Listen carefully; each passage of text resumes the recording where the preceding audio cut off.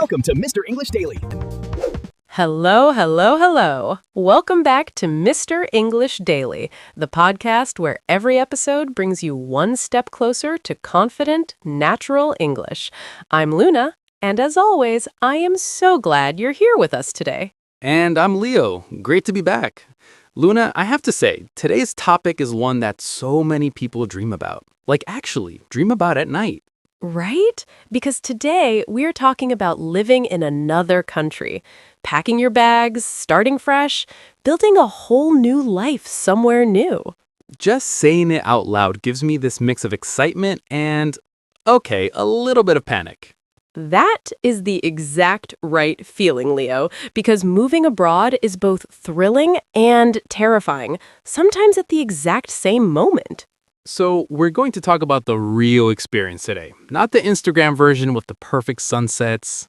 But the real version, the confusing supermarkets, the awkward conversations, the homesick evenings, all of it. And Luna has a secret tip saved for the end of the episode, a little trick she actually used herself.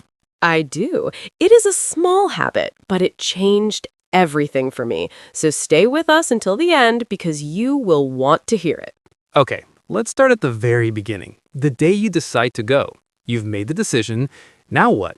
You pack. And packing for a new life is completely different from packing for a holiday. A holiday, you take clothes and your toothbrush. Moving abroad, you have to decide what matters. Why you actually need versus what you just want to bring because it feels safe. Exactly. Most people, including me, want to pack their entire bedroom, every book, every blanket, every mug they love. I would absolutely do that. I have a specific mug for my morning coffee, and I am not leaving it behind. Bring the mug, Leo. Bring it. But the point is, you have to choose. And the most important things to bring are usually the small, personal ones. A photo of your family, a familiar smell like your favorite soap, or a bag of tea from home. Oh, that is smart, because those small things make a new, empty room feel a little bit like yours. They really do, because the hardest part of the first few weeks is not the language or the paperwork, it's the feeling. The feeling of missing home. Homesick. That word, homesick, means you miss your home, your people, your routines. It is one of the most common feelings anyone living abroad experiences. And it hits you in the strangest moments, right? Not always at the big, dramatic times. Sometimes it's just a Tuesday afternoon and you suddenly miss your mom's cooking so much it hurts. Yes, completely out of nowhere. But here's what I want our listeners to understand. Feeling homesick does not mean you made a mistake. It means you came from somewhere that mattered. That's a beautiful way to look at it. And it gets better. It genuinely does. You just have to push through those early weeks. So let's talk about those early weeks. You arrive, you have your suitcase, your mug, your family photos. Now you need to actually live there, which means finding a place to stay. Finding a home. And this is where it gets very practical and a little stressful. You need to look at apartments, talk to the landlord, that's the person who owns the property and collects your monthly rent. And you have to ask the right questions. Is the heating included? How much is the electricity? Is the neighborhood safe at night? All of that. And when English is not your first language, having these conversations can feel overwhelming. But here's a tip. Write your questions down before you go. Have them ready on your phone. You don't have to remember everything in the moment. That's so practical. Reduce the pressure on your brain wherever you can. Exactly. And once you have your place, meet your neighbors as early as possible. Oh, I love a good neighbor relationship. My neighbor back home used to leave extra food outside my door. That is the dream. And honestly, a good neighbor when you're living abroad is gold. They can tell you which bus to take, which shop is cheapest, which restaurant is actually good versus which one just looks nice from the outside. Local knowledge. You cannot Google that. You cannot. So knock on the door, say hello, introduce yourself. Be brave for 30 seconds. Okay, bravery. Let's talk about that because I feel like bravery is the real skill you need when you move abroad. More than language, more than money. I think you're absolutely right. Every single day, you are doing something for the first time. And doing something for the first time in a foreign language, it takes courage. Like the first time you go to the supermarket, which sounds simple, but it is not simple. Not at all. I remember my first time. I stood in front of the yogurt section for maybe 7 minutes, just trying to figure out which one was plain versus flavored, because the labels were all in a language I was still learning. 7 minutes at the yogurt section. I respect that. And I chose wrong. I bought a very sweet strawberry one when I wanted plain. But you know what? I ate it, and I learned the word for plain that day. Never made that mistake again. That is the thing about living abroad. Every mistake teaches you something real. It's not like studying from a textbook. It's learning with your whole body. With your whole life. And some of those mistakes become your favorite stories. Leo, tell our listeners your egg story. Wait, you actually have a better one? Oh, I have many embarrassing stories. Okay, here's one. I once walked into a bakery and I wanted to ask for a loaf of bread, but I completely forgot the word, completely blank. So I pointed at it and said, and I am not proud of this, yes, the long food, please. The long food? The long food. The baker looked at me. I looked at the baker. Then he picked up the bread, handed it to me, and said, very slowly and clearly, bread. He taught you. He taught me, and he smiled while he did it. That is the other thing I want to say. Most people are kind. When they see you trying, they want to help. This is so true and so important for our listeners to hear. People are not judging your grammar. They are not thinking about your accent. They are just listening to what you need. Communication is not about being perfect. It's about being understood. Perfectly said. And every small conversation, the cashier, the neighbor, the baker who taught you the word bread, all of that is real English practice.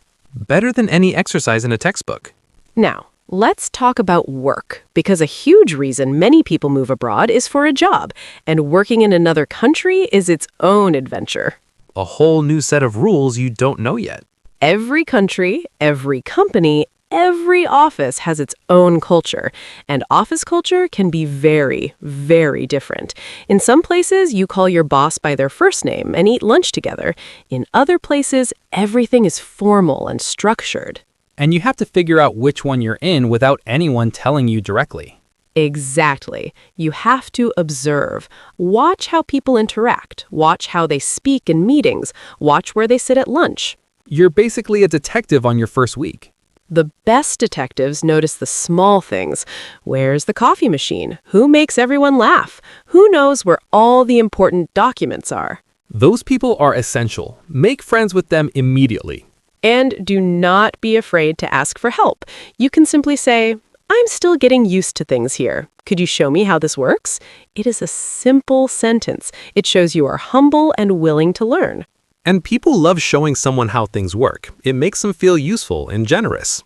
So use that. It builds relationships. Okay, Luna, it is time for our word tour. Let's give our listeners some key vocabulary from today's episode.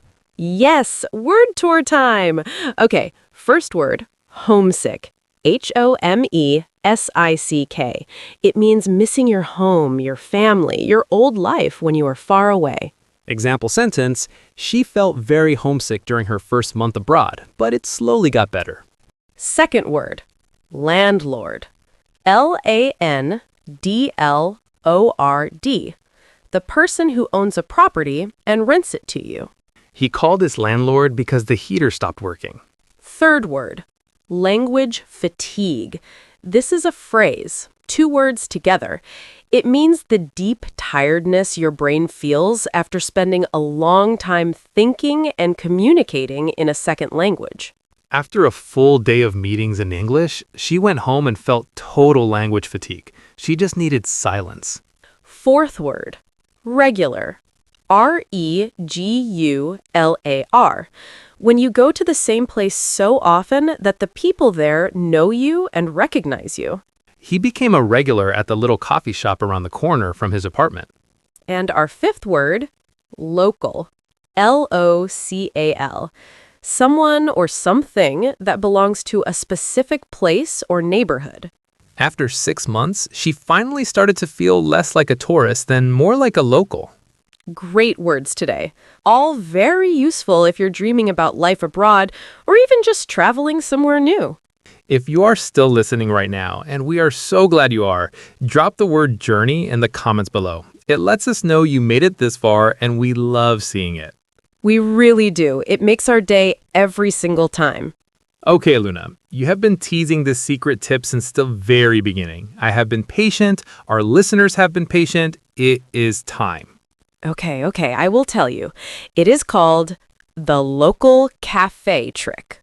The local cafe trick already sounds good. Here's what you do. When you first move to a new place, even before you figured out the bus routes or the best grocery store, find one small cafe near your home. A small, quiet one, not a big chain. Okay, I have one in mind already. Go there every morning or every evening, whatever fits your routine. Go at the same time, order the same thing, sit in the same spot if you can. Every day? Every day, even for just 15 minutes, even if you are busy. And what happens?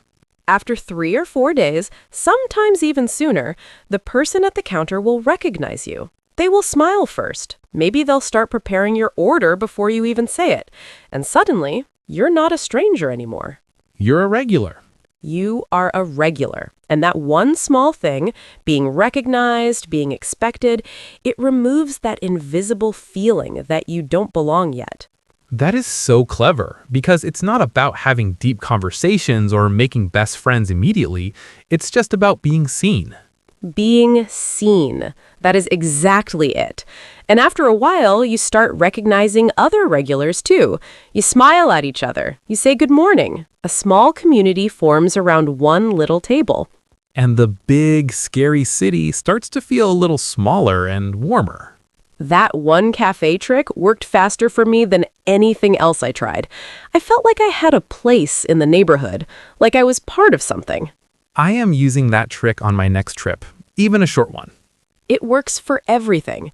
Travel, relocation, anytime you're somewhere new and you want to feel less like an outsider. What a powerful idea hidden in such a simple habit. That is often where the best ideas live. Luna, I have to say, today's episode has made me genuinely want to book a flight somewhere and start over. Same, but we have more episodes to record first, so the adventure continues right here. Our adventure is this podcast, and honestly, I love it. So do I, and we love that you are part of it. Every single person listening right now, you are practicing your English, you are building your confidence, and you are one step closer to the life you want. Whether that life is in your hometown or on the other side of the world. Start small, one conversation at a time, one cafe at a time, one word at a time. And one long food at a time. Leo. Oh, never stop. Before we go, we want to hear from you. Leave us a comment. If you could live in any country in the world, which one would you choose and why? Sunny, cold, mountains, great food, great music. Tell us everything. And if this episode helped you today, please like the video, subscribe to Mr. English Daily, and share it with someone who is learning English or dreaming about a life abroad. It genuinely helps us keep going and keep making content for you. Thank you so much for being here. We will see you in the next episode. Until then, stay curious, stay brave, and keep practicing. Bye for now. Bye-bye, everyone.